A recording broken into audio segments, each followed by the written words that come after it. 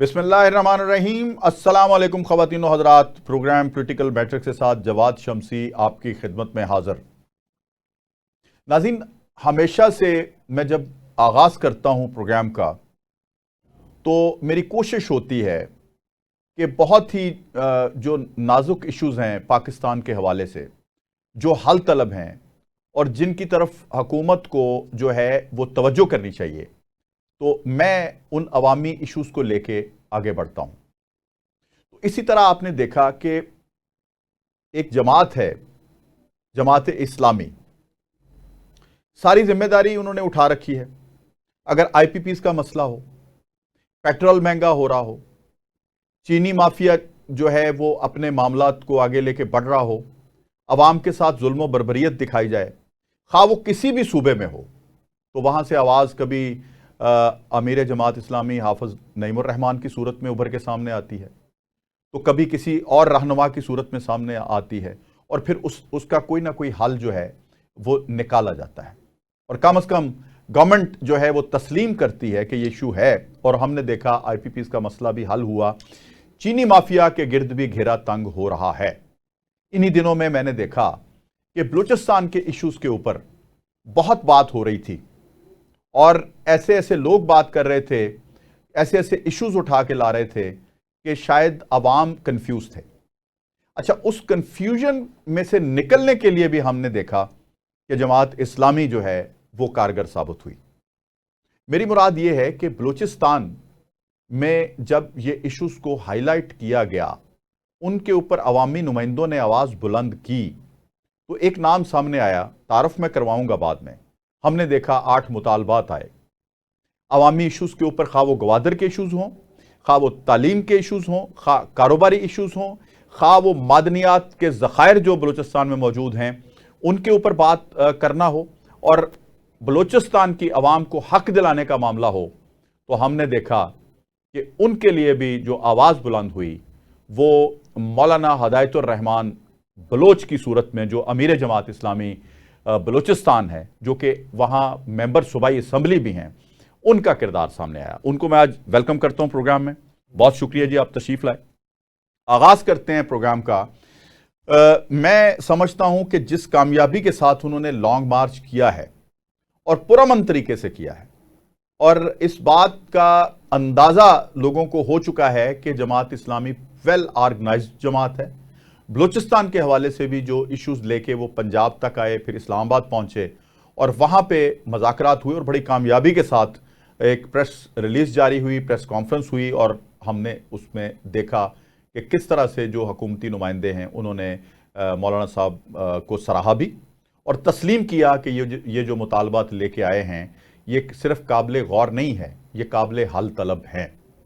जी sir, आपको programme में welcome करते हुए मैं ये एक क्रेडिट भी देना चाहता हूँ कि आप जिस तरह से बलूचिस्तान के इश्यूज़ को लेके चले हैं, एक हद तक तो मैं समझता हूँ ये पाकिस्तान की मदद है, और अवामी मदद तो है ही, लेकिन हुकूमत को भी इसका इदराक होना चाहिए कि रियासत पाकिस्तान के लिए एक अवामी जमात इश्यूज़ लेके आई है और इनके साथ मज़ाकरात करके उन मसाइल का हल जो है वो ढूंढना चाहिए। पहले तो अवाम के लिए ये ज़रूर बता दें कि वो जो आपके मसाइल हैं वो वहाँ पे क्या हैं और उनका हल कैसे मुमकिन है। बिस्मिल्लाहिर्रहमानिर्रहीम। बहुत शुक्रिया शमसी साहब, आपने मुझे दावत दी। देखें, बलूचिस्तान सन 48 से लेकर आज तक वो शोरश ज़दा है, वहाँ के मसाइल हैं। एक वक़्त था हुक्मरान कहते थे कि ये चंद शरपसंदों की बगावत कहते थे। उसके बाद एक हुकूमत आई, उसने कहा ये 3 सरदारों का मसला है, बलूचिस्तान के मसले को कहा। फिर मौजूदा हुकूमत आई, इसने कहा ये किससे चौकी मार हैं। फिर उसके बाद हमें पता चला कहते 1500 लोगों का मसला है। बजाय बलूचिस्तान के मसाइल को हल करने के, बलूचिस्तान के दुख को दर्द को सुनने के, बलूचिस्तान के लोगों को कौमी दायरे में शामिल करने के, एक सूबा समझकर बलूचिस्तान के लोगों को पाकिस्तानी समझकर गले लगाने की ज़रूरत थी, वह इंसाफ देने की ज़रूरत थी, जो इंसानी बुनियादी हुकूक़ हैं वो देने की ज़रूरत थी। वहाँ ताकत का नाजायज़ इस्तेमाल करके हुकूक़ की तहरीकों को कुचलने की कोशिश की। मुहब वतन लोगों को गद्दार के सर्टिफिकेट देने लग गए। وہاں نوجوانوں کو گلے لگانے کے بجائے نوجوانوں کے سینوں پہ گولیاں برسائی گئیں، جس کی وجہ سے لوگ ناراض تھے. پہلے ناراض بلوچ کا استعمال ہوتا تھا، وہ ناراضگی بیزاری تک پہنچا. تو یہ اسلام آباد کے حکمران، ہماری ریاست کے جو پالیسی ساز طبقہ ہے، ان کی کم عقلی، نااہلی اور نالائکی، حکمرانوں کی کرپشن کی وجہ سے تمام سزا بلوچستان کے عوام کو دیتے رہے. انہی باتوں کو لے کر کے ہم نے 25 جولائی کو ہم نے ایک لانگ مارچ کیا، یہ بتانے کے لیے کہ بلوچستان کے لوگ غدار نہیں ہیں، بلوچستان کے لوگ شرپسند نہیں ہیں، بلوچستان کے لوگ قاتل نہیں ہیں، بلوچستان کے لوگ بھی پاکستانی ہیں. اس کو گالی اور گولی کی بجائے گلے لگانے کی ضرورت ہے، محبت کی زبان سے بات کرنے کی ضرورت ہے. تو ان کو بھی تعلیم و ترقی و خوشحالی چاہیے. یہی باتیں ہم لے کر کے ہم آئیں. ٹھیک ہے. اچھا مجھے بتائیے کہ یہاں پہ آپ نے 2-3 جملے استعمال کیے کہ جن کو ریاست پاکستان کی طرف سے شرپسند عناصر کہا گیا، یا ایسے لوگ جو کہ شاید اپنے حقوق کے تحفظات کے لیے یا تحفظ کے لیے آگے بڑھے، وہ بتا نہیں پائے. اب آپ بھی جو ہے وہ تحریک لے کے آئے ہیں، آپ نے بھی متحرک کیا ہے، آپ بھی عوامی مسائل کو اجاگر کر رہے ہیں، لیکن آپ کی بات تو سنی جا رہی ہے. کہیں ایسا تو نہیں تھا کہ جو پہلے اٹھنے والے لوگ تھے وہ کسی کا اعلی کار بن کے اٹھ رہے تھے، یا وہاں پہ کچھ ایسے ایلیمنٹس ہیں جو وہ نہ چاہتے ہوئے بھی ان کو اپنا اعلی کار بنا لیتے ہیں؟ جب میں آ رہا تھا تو مظفر گڑھ میں جب ہمیں روکا میری گاڑی کو، تو ڈی ایس پی اور ایس ایچ او صاحب دونوں میرے پاس آئے گاڑی میں. مجھے کہا آپ کو پابندی ہے جانے کی. میں کہ کیوں؟ کہ آپ ریاست مخالف ہیں. میں کہا آپ تو مجھے جانتے نہیں ہیں. تو آپ مجھے جانتے، میں آپ کو کیسے پتہ چلا میں ریاست مخالف ہوں؟ میں تو اپنا حقوق مانگنے جا رہا ہوں. یہ بالکل غلط بات ہے کہ یہ جو پہلے لوگ حقوق کی بات کرتے رہے، کوئی وہ غیر ملکی عناصر تھے یا کیا تھا، ان کو بنایا جاتا ہے لوگوں سے. وہ پارلیمنٹ کے ممبر تھے، پارلیمنٹ کے لوگ تھے، حقوق کی بات کر رہے تھے. کوئی پیدائشی کوئی ایسا نہیں ہوتا کہ وہ فوراً جو ہے وہ ریاست مخالف ہوتا ہے. آپ کسی کو دیوار سے لگائیں گے کہ پھر لوگ اس کو استعمال کریں گے، قوتیں استعمال کریں گی، بین الاقوامی قوتیں استعمال کریں گی. بالکل ٹھیک. پہلے تو دیوار سے تو مت لگاؤ، گلے لگاؤ، ان کے ساتھ بیٹھو، اس کو پاکستانی سمجھو. ہم بھارت کے ساتھ مذاکرات کر سکتے ہیں، بھارت کے ساتھ بیٹھ سکتے ہیں. ہم دنیا کی جو ہے جس سے لڑ رہے ہوں تو اس کے ساتھ ہم بیٹھ کے بات کر سکتے ہیں. تو بلوچستان والے تو آپ کے پاکستانی بھائی ہیں، ٹھیک، ان کے ساتھ کیوں نہیں بیٹھا جا سکتا؟ بالکل ٹھیک ہے. اچھا اب آپ کے ساتھ تو بیٹھے ہیں، گورنمنٹ نے آپ کو انگیج کیا ہے. ہم نے دیکھا کہ جس طرح آپ آئے ہیں حقوق کے لیے، وہاں بی ایل اے کے نام پہ بڑی دہشت گردی ہو رہی ہے اور بی ایل اے والے وہاں پہ اعلی کار بنے ہوئے ہیں. آج عوام کو آپ بتائیں، کیونکہ آپ عوامی نمائندہ ہیں، آپ حقیقی جو میں سمجھتا ہوں وہاں کی نمائندگی کر رہے ہیں. میں مولانا صاحب بڑے وثوق کے ساتھ یہ بات کہنے کے لیے تیار ہوں ایز اے جرنلسٹ کہ اس پہ میری پوری ریسرچ ہے کہ جس طرح سے آپ نے گوادر میں کام کیا، جس طرح سے آپ نے جو گراس روٹ لیول کی سیاست ہے، بلدیاتی الیکشنز میں لوگوں نے آپ کو پذیرائی دی اور پھر آپ کو وہاں سے صوبائی اسمبلی کا الیکشن بھی جتوایا، تو یقیناً عوام میں آپ کے روٹس ہیں اور عوامی نمائندہ ہیں آپ. اچھا عوامی نمائندہ میں اور ان میں کیا فرق ہے، یہ ذرا ناظرین کو بتا دیں تاکہ جو پنجاب سے آپ کے حق میں اٹھنے والی آوازیں ہیں، جو سندھ سے اٹھنے والی آوازیں ہیں، وہ آپ کے ساتھ ہم آواز ہو جائیں. دیکھیں یہ آپ کی بات درست ہے. یہ جو آپ نے تنظیموں کی، مسلح تنظیموں کے آپ نے نام لیے، دیکھیں ہم تو پاکستانی دائرے میں کام کرنے والے لوگ ہیں. ہم ریاست کے قانون کو مانتے ہیں، آئین کو مانتے ہیں، سب کچھ مانتے ہیں. ہم تو یہ کہہ رہے ہیں کہ بھئی یہ جو نوجوان ہیں ناراض ہیں، یہ نوجوان ہیں، یہی نوجوان کل جو ہے پانی مانگ رہے تھے، صوبائی خود مختاری مانگ رہے تھے، اپنا حق مانگ رہے تھے، معدنیات پہ اپنا حق مانگ رہے تھے، ووٹ کا حق مانگ رہے تھے، جمہوری حق مانگ رہے تھے. جب ان کو مار کے اس کو اس مقام تک پہنچائے کہ ابھی وہ علیحدگی مانگ رہے ہیں، تو ان اسباب و رجوعات ختم کرنے کی ضرورت نہیں ہے. بالکل ٹھیک. ان اسباب و رجوعات پہ تحقیقات، ایک فرد بیمار ہوتا ہے تو کسی ڈاکٹر کے پاس جاتا ہے، اس کی الٹرا ساؤنڈ ہوتا ہے، تحقیق ہوتی ہے کہ اس فرد میں کیا بیماری ہے. تو وہ جو پہلے تو پیناڈول کی گولی سے اس فرد کی جو ہے علاج ہو سکتا ہے، تو آپ اس کو کینسر تک اس مرض کو کس نے پہنچایا؟ کس کی غفلت ہے؟ کس کی کمزوریاں ہیں؟ اس میں کون کون شامل ہیں کہ ایک بخار کا جو ہے نا کینسر تک پہنچا؟ تو یہ ریاست بھی اپنی ذمہ داری ادا کرے، لوگوں کو خواہ مخواہ باغی مت بنائے، بلکہ اس انفیکشن کو ناسور تک پہنچا دیا. اس کے پہنچائی ہماری ذمہ داری، ریاست کی ذمہ داری ہے کہ آپ بلوچستان کے لوگوں کو آپ نے اس مقام پہ دیوار سے لگایا، اتنا دیوار سے لگایا کہ وہ نوجوان اب جو ہے اب بلوچستان میں صوبے کی مختاری چھوڑ کے بنیادی پانی اور بجلی کا مطالبہ چھوڑ کے اتنا بڑا مطالبہ کرنے لگے. اس میں ظلم و جبر کا ہاتھ ہے، ان زیادتیوں کا ہاتھ ہے کہ آپ کیا ہمارے بچے اس بنیاد پر مارنے کے لائق ہیں کہ اپنی عزت مانگتے کہ مجھے عزت دی جائے، ٹھیک بات. آپ اس کو مار دو. کہتے میری ماں کو گالی مت دو، اس کو لاپتہ کر دو. کہتے میرے ابو کو مرغا بت بناؤ، اس کو لاپتہ کر دو. تو کیا ابو کا عزت دینے کا مطالبہ کوئی غیر آئینی ہے، غیر قانونی ہے؟ تو اس لیے یہ جو جتنی تنظیمیں آپ نے گنوائیں یہ کوئی پیدائشی طور پر باغی نہیں تھا. ہم نے ان کو، ریاست نے، ہماری پالیسیوں نے، ہمارے رویوں نے ان کو باغی بنایا. بنگلہ دیش، مشرقی پاکستان کے بنگالی بھی پاکستان سے ہم سے علیحدہ نہیں ہونے چاہتے تھے، ہم نے ان کو دکھا دیا. اور اب دیکھیں نا ان کی محبت جو موجود تھی تو پھر وہ جاگی ہے نا دوبارہ. جاگی ہے، وہ ہم سے محبت کرتے تھے، وہ ہمارے ساتھ تھے، اس کلمے کی بنیاد پر آئے تھے، وہ علیحدہ نہیں ہونا چاہتے تھے. ان کا ہم نے مذاق اڑایا، ان کی گالیاں دی، ان کا قد کا مذاق اڑایا، ان کا رنگ کا مذاق اڑایا، ان کو نالائق اور بدصورت بتایا، اور آج وہ ہم سے الگ ہو گئے. آج بلوچستان کے ساتھ بھی یہ جو کہتے ہیں کہ فلاں تنظیم بلوچستان کو الگ، کوئی نہیں کرنا چاہتا. ٹھیک. اچھا مجھے بتائیے، یہ آپ نے بڑا اچھا ایک ایگزامپل کوٹ کیا بنگلہ دیش کا. ہم نے جماعت اسلامی کا کردار وہاں بھی بہت پازیٹیو دیکھا. قید و بند کی صحبتیں، پھانسیاں تک جو ہے وہ جماعت اسلامی نے محب وطن ہونے کے لیے وہاں پہ لگائیں، اور علیحدگی کو انہوں نے پسند نہیں کیا. اس کی سزا، اس کی پاداش میں انہوں نے لٹکنا پسند کیا اپنا تختدار پہ. بلوچستان میں جو آپ کا ایک بڑا پازیٹیو رویہ، عوام کے گوادر پہ آپ نے جو حقوق ہیں وہ مانگ لیے، سوئی گیس کے حوالے سے آپ نے حقوق مانگ لیے، موٹر وے آپ نے وہاں پہ مانگی، دیگر ایشوز آپ بتائیں گے جو مانگے. تو اس میں کتنا فرق نظر آتا ہے کہ اس وقت جماعت اسلامی کی شاید اگر اس وقت سنی جاتی تو بنگلہ دیش علیحدہ نہ ہوتا. ٹھیک ہے. آج اگر آپ کے ذریعے سے آپ کے مطالبات مان کے ایسے لوگوں کی سرکوبی کی جائے، یا ایسے لوگ جو بیچارے بے راروی کا شکار ہو گئے ہیں یا اعلی کار بن گئے ہیں، آپ جیسے لوگوں کو ڈیوٹی وہاں پہ سونپی جائے، اختیارات دے کے، ذمہ داری دے کے، تو کیسا رہے گا؟ کیا آپ ممکن ہے ان مسائل کا حل آپ کر سکتے ہیں؟ یہ آپ نے خود بتایا کہ جماعت اسلامی نے اس وقت بھی پاکستان کو متحد کرنے کی، پاکستان کو بچانے کرنے کی کوشش کی. ٹھیک. لیکن پاکستان کو بچانے کی ذمہ داری عملی طور پر تو جماعت اسلامی کی نہیں تھی. جماعت اسلامی نے کہ ایک فرض سمجھے کہ امت کو تقسیم نہ ہو جائے، حفاظت کی ذمہ داری انہی کی تھی جس کی ڈیوٹی تھی، جس کو ذمہ داری دیا گیا تھا.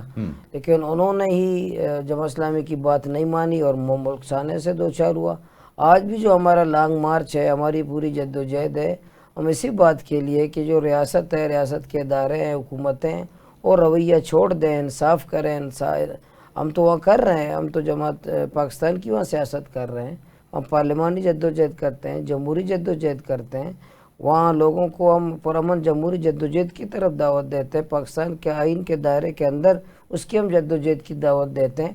تو ریاست کی ذمہ داری آج وہاں ہم لوگ جو پارلیمانی جدوجہد کرنے والے لوگ ہیں بند گلی میں ہیں، وہاں جمہوری جدوجہد کرنے والے بند گلی میں ہیں. اچھا. وہاں سیاسی کارکن، بالکل سیاست کرنا، پاکستان کے دائرے میں سیاست کرنا ہمارے لیے مشکل ہو گیا ہے.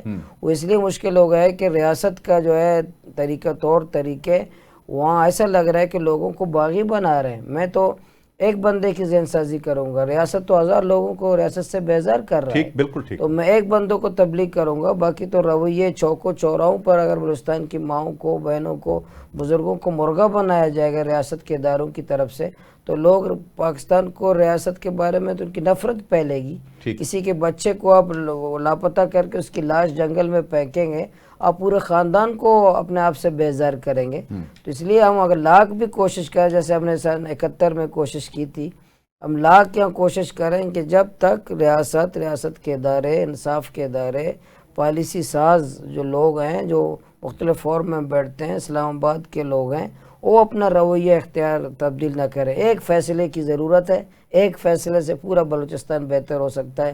وہ فیصلہ یہ ہے کہ بلوچستان کے 1,40,00,000 لوگوں کو پاکستانی سمجھا جائے, انسان سمجھا جائے, اور انشاءاللہ بلوچستان کے وسائل تو سر آپ ماشاءاللہ پاکستانی ہیں, آپ اپنا اور آپ کی جماعت جو ہے اس میں دیکھیں تمام صوبوں کی نمائندگی ہے, سندھی بھی ہیں, اس میں بلوچ بھی ہیں, اس میں پنجابی بھی ہیں, اس میں خیبر پختونخوا پشتو بولنے والے لوگ بھی ہیں. تو یہ تو میں سمجھتا ہوں گڈ لک ہے پاکستان کی.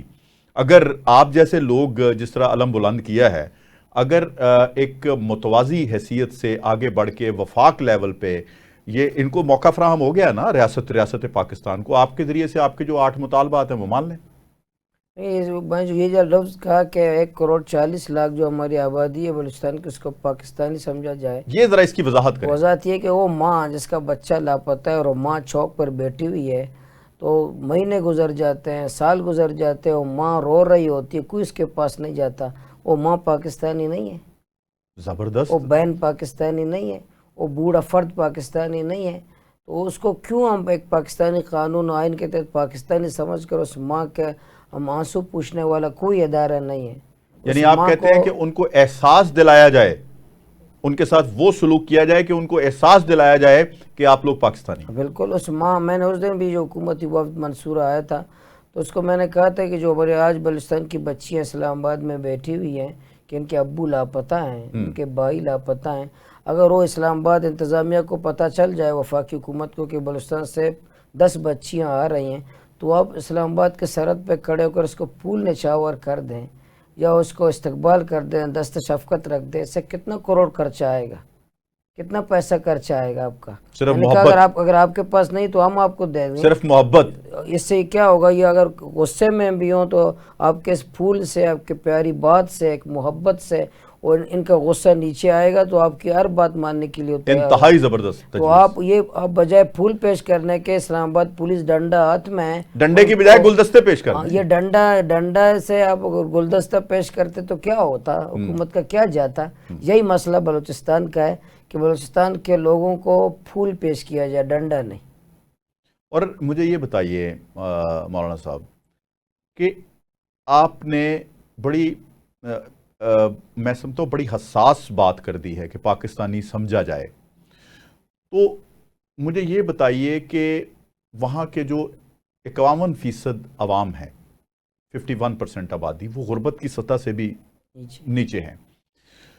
تو ان کے ساتھ خاص سرداری نظام میں, خواہ ریاستی نظام میں, ان کے ساتھ جبر تو ہو رہا ہے. اور پھر آپ دیکھیں کہ اس کی بھی تھوڑی وجوہات بیان کر دیں. میں چاہتا ہوں کہ جی میں لسانیت پہ یقین نہیں رکھتا, میں قوم پرستی پہ یقین نہیں رکھتا, میرے بلوچ میرے دل کے اندر ہے, میری جان ہے, اور میں سمجھتا ہوں کہ ہم ایسے نہیں کہتے دل دل پاکستان, جان جان پاکستان.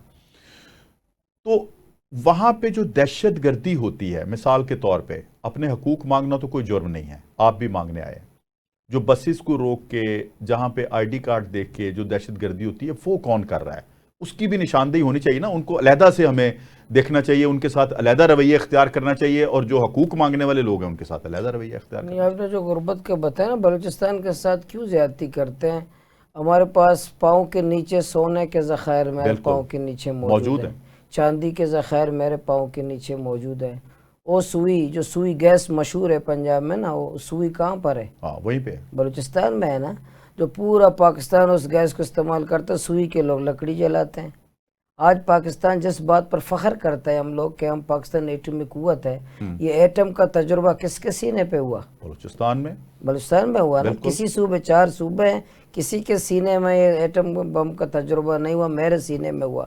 لیکن آپ ایٹمی قوت کا تجربہ میرے سینے میں کر سکتے ہو, وہاں اسکول نہیں بنا سکتے, وہ ہاسپٹل نہیں بنا سکتے, وہاں کے لوگوں کو پانی نہیں دے سکتے, وہاں کے وہ علاقوں کو روڈ نہیں دے سکتے, وہاں کے نوجوانوں کو روزگار نہیں دے سکتے.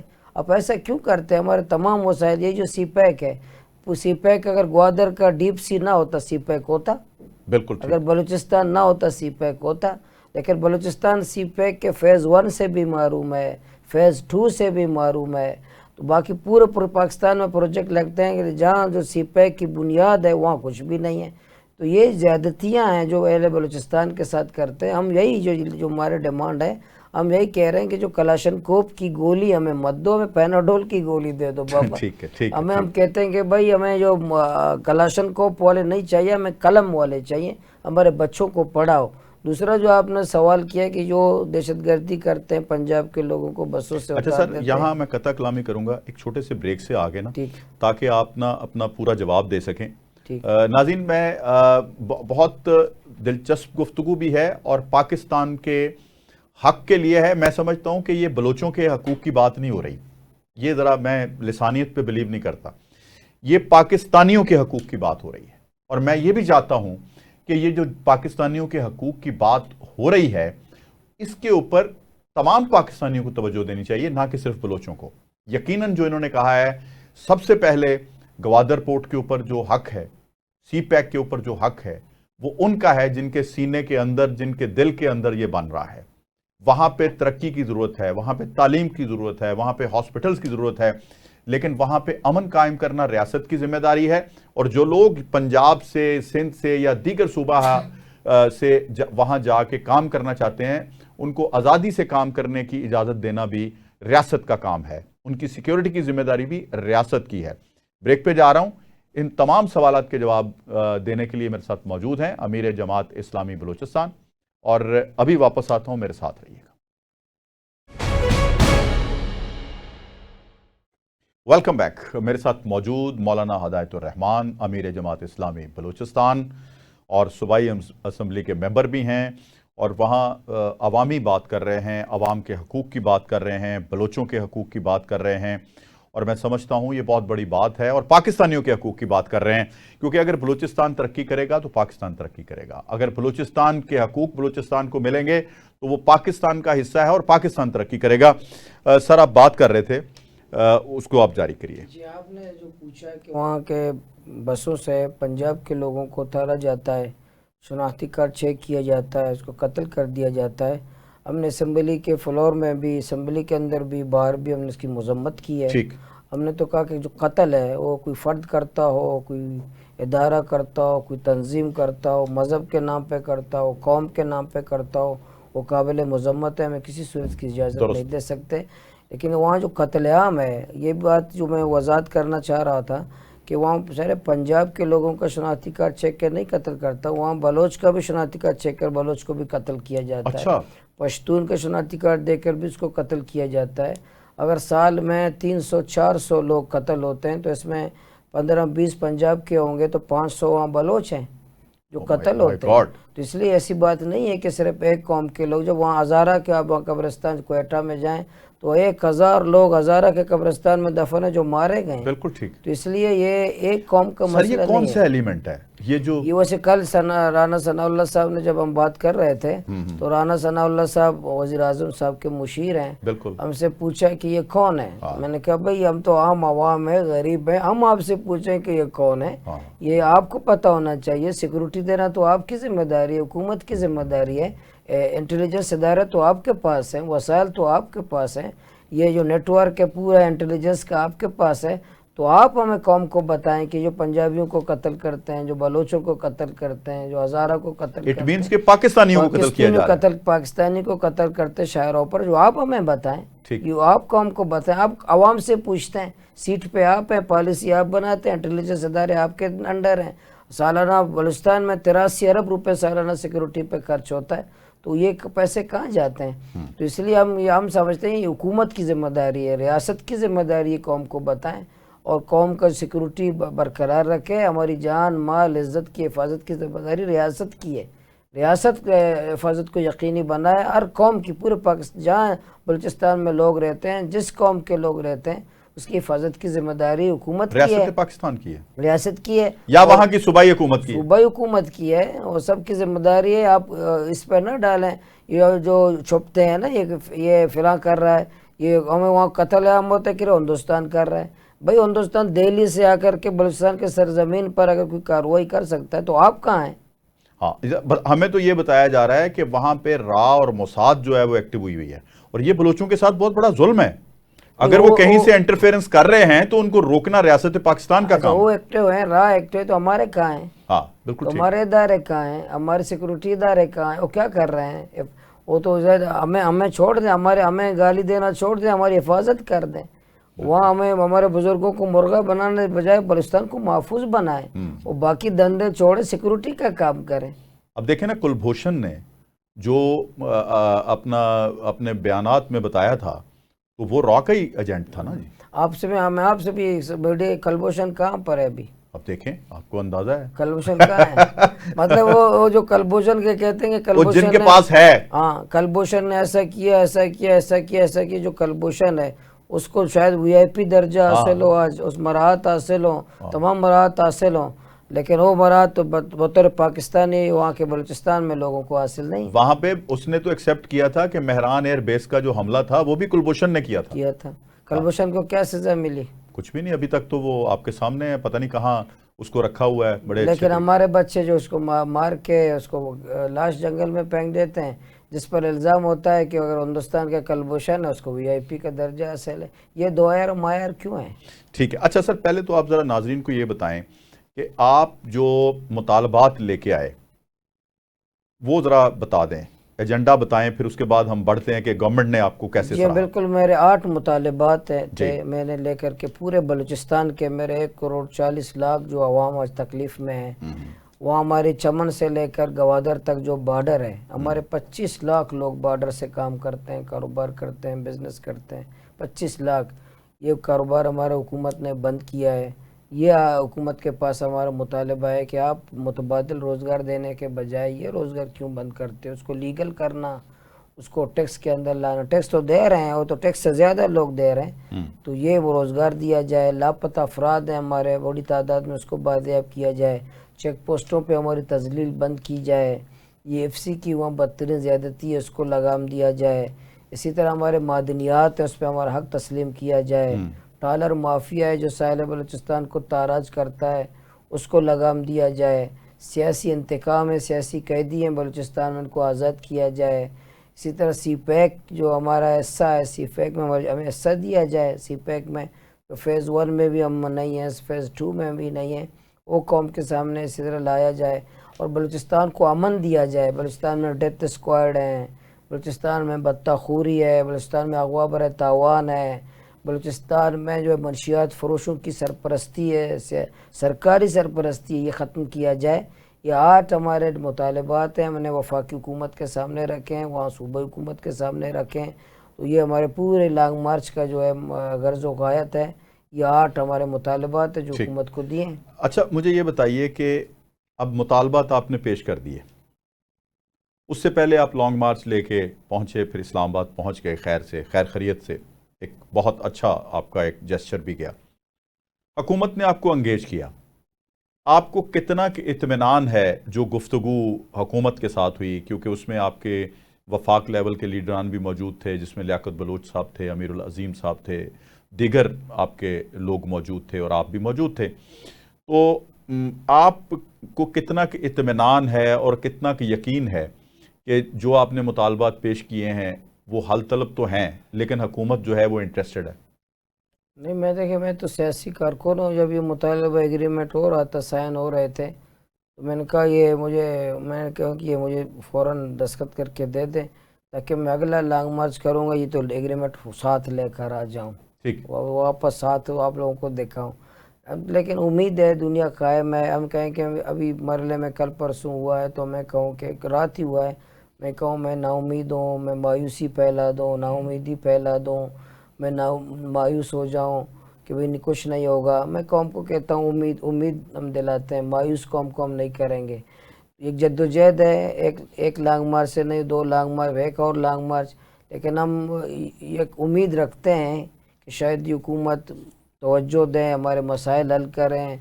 اور خود ان کو اندازہ ہے کہ بلوچستان جل رہا ہے، بلوچستان مر رہا ہے، بلوچستان کا نوجوان بیزار ہے، ہمارے بچے مر رہے ہیں وہاں، بالکل سڑکوں پر موت گھوم رہی ہے.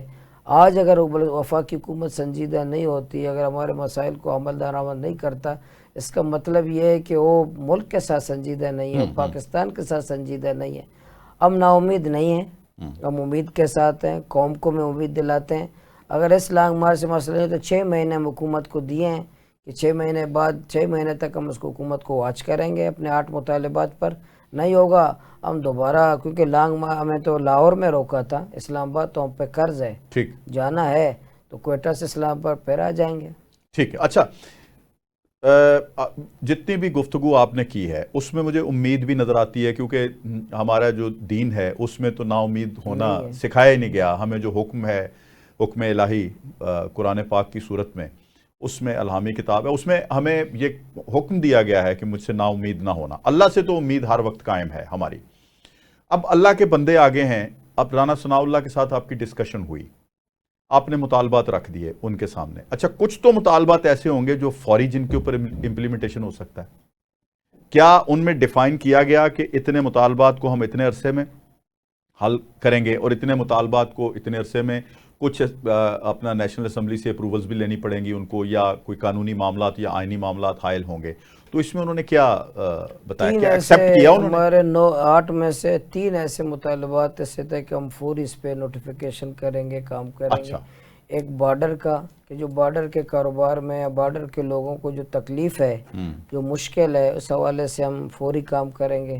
دوسرا، چیک پوسٹوں جو عوام کی تذلیل ہے، اس حوالے سے ہم فوری طور پر سیکورٹی اداروں اور سب کو متوجہ کریں گے، باقاعدہ آرڈر جاری کریں گے کہ یہ جو آپ کی جو رویے ہیں بلوچستان کے چوکوں چوراہوں پر، شاہراہوں پر، یہ بدسلوکی عوام کے ساتھ بند ہونا چاہیے. تیسرا، جو ساحل بلوچستان کو جو ٹرالر مافیا ہے، وہ سمندری نسل کشی کرتے ہیں، جو میرے ماہی گیر ہیں، وہ میرے ہوٹر ہیں، تو ان کے خلاف کہ یہ فوری طور پر ہم انشاءاللہ کریں گے. 3. چوتھا، یہ جو کمیٹی ہوگی، وزیر اعظم صاحب کمیٹی بنائے گا، اس میں بلوچستان حکومت بھی ہوگا، سیکورٹی ادارے کے لوگ بھی ہوں گے، اپوزیشن کے لوگ بھی ہوں گے. وفاق کے 10 دنوں میں یہ کمیٹی انشاءاللہ بنے گی.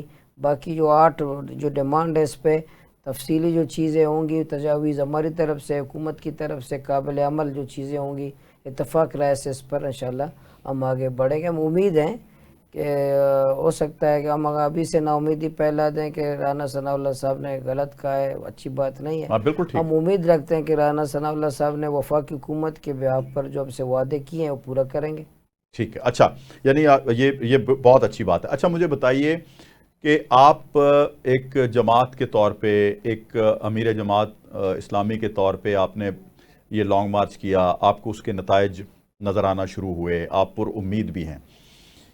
آپ یہ بتائیے کہ بلوچستان حکومت جو ہے، ظاہر ہے وہ تو آپ کی صوبائی حکومت ہے، وہاں پہ وزیر اعلیٰ بھی آپ کا بلوچ ہے، وہاں پہ اسمبلی بھی بلوچ ہے، وہاں پہ کسی اور صوبے کے لوگ تو نہیں ہیں. آپ کے لوکل جتنے مسائل ہیں، قانون نافذ کرنے والے جو ادارے ہیں، آپ کیا سمجھتے ہیں کہ وہاں کی جو اس وقت کی حکومت ہے وہ آپ کے ساتھ انکوپریٹ ہے؟ دیکھیں، وہ موجودہ بلوچستان حکومت کوئی سنجیدہ نہیں ہے. اچھا.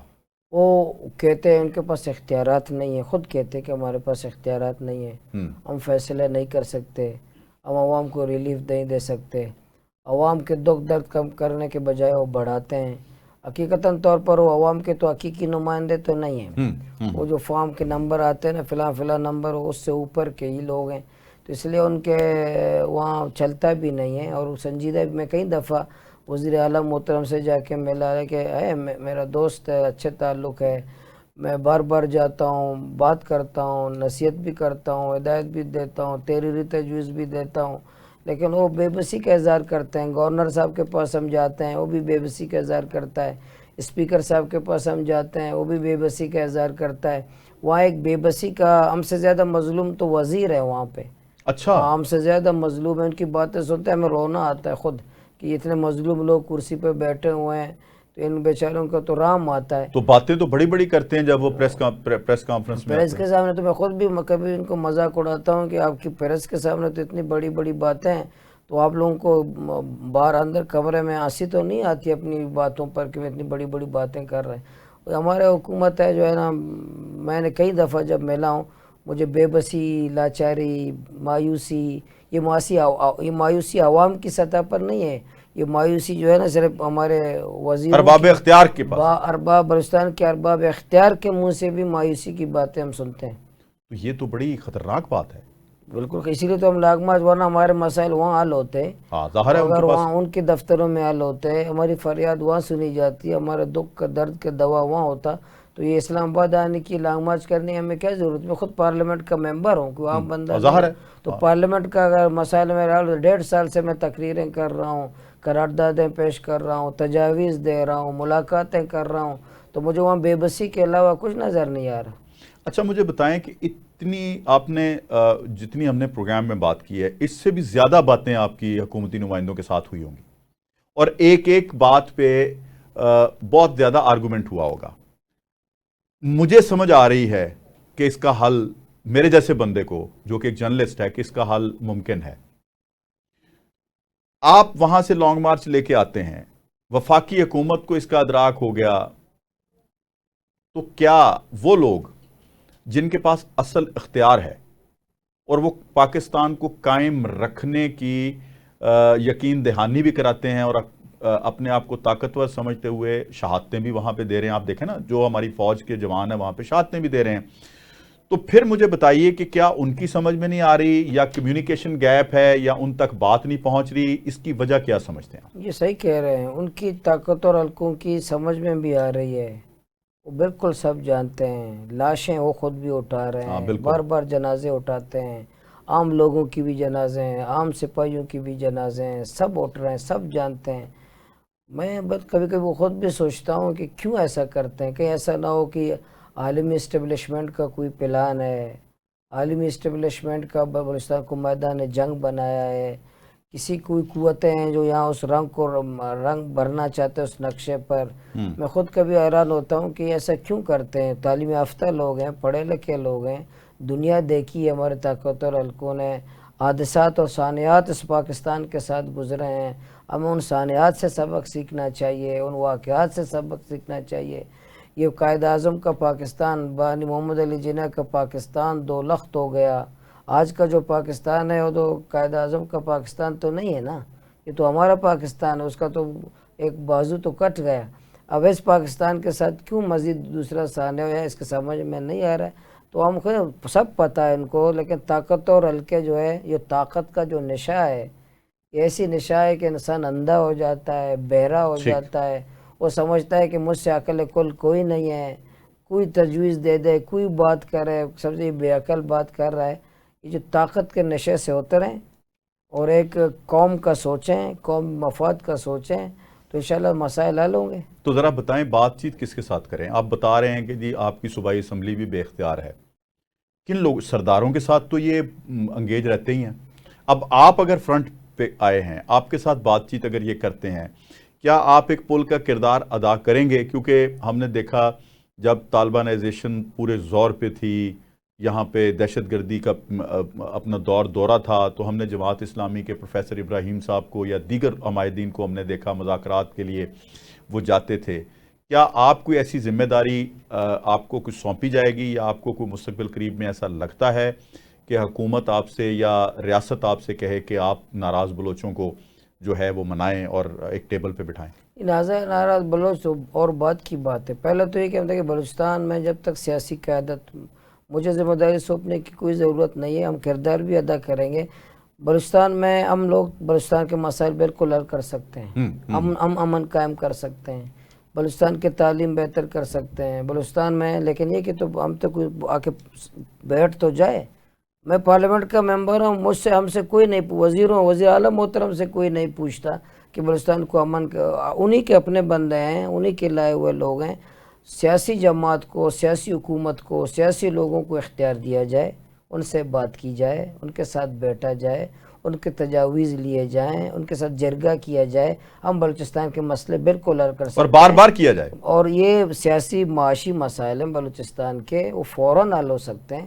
لیکن آپ کسی سے نہیں پوچھتے، پارلیمنٹ کو بے بس ہو، کابینہ بے بس ہو، منتخب نمائندے بے بس ہوں، سب بے بس ہوں، اور آپ اسلام آباد میں بند کمرے میں بیٹھ کر فیصلے وہ مسلط کر رہے ہوں کہ یہ فیصلہ کرو، یہ فیصلہ کرو، یہ فیصلہ کرو. اور آپ کہہ رہے ہوں کہ ایس ایچ او کی مار ہے. بچے اسلام آباد کے والوں کے تو نہیں مر رہے، میرے مر رہے ہیں. اسلام آباد کے بند AC کمروں میں بیٹھ کر فیصلے کرتے ہیں، ان کے بچے مر رہے ہیں، ان کے لوگ مر رہے ہیں، ان کے لخت جگر مر رہے ہیں، ان کے بچے یتیم ہو رہے ہیں، یتیم میرے ہو رہے ہیں. تو فیصلے مجھ سے، آپ میرے ساتھ کیوں نہیں خواہ بیٹھتے وہ ہو؟ بلوچ ہوں، خواہ وہ باوردی شہید ہوں، جو بھی وہ ہو، پاکستان کے بچے ہیں. غریب مر رہے ہیں ہاں، بھائی، بالکل ان کے بڑوں کے بچے مر جائیں تو فوراً یہ فیصلے کرنے لگ Absolutely جائیں. right, یہ absolutely غریبوں کے بچے مر رہے ہیں، چاہے فوج کے بچے بھی غریبوں کے ہیں، باقیوں کے غریب ہیں، سب غریب ہیں. کوئی بڑوں کے بچے ایلیٹ کلاس طبقے کے نہیں مر رہے ہیں، چاہے سیاسی میدان میں کہیں یا سول ملٹری اسٹیبلشمنٹ کا کہہ دیں.